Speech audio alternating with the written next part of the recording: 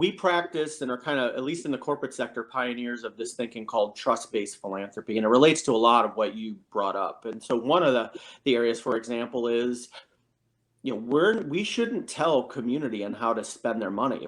If we believe community organizations are doing really good jobs, which the organizations that we're fortunate enough to partner with, we do, it's not our job to get in the mix and tell them how they spend it. We just want them to continue to do the great work. And so we only provide general operating support. We are moving to almost all of our folks being multi-year givers, because you can't fund innovation and great work year to year, right? And a number of other practices. But from an evaluation standpoint, which is really one of the areas that you highlighted, we want community to dictate where they're watching or moving towards from a data perspective, right? Not, 70% of nonprofits are small mom and pops, just like our businesses, right?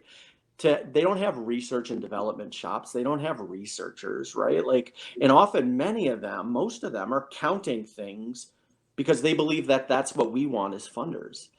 And I think it's our job to build the strength of local organizations to determine what their North Star is and evaluate to their ability. We want a community of learners, strong learners who are reading data for their own set, not for my set. If I walked in your home and said, step on this scale, and whatever was on the weight was only the value was mine, you should tell me to get out of your home, right? It's your value. You determine your health. You determine where you're going to go.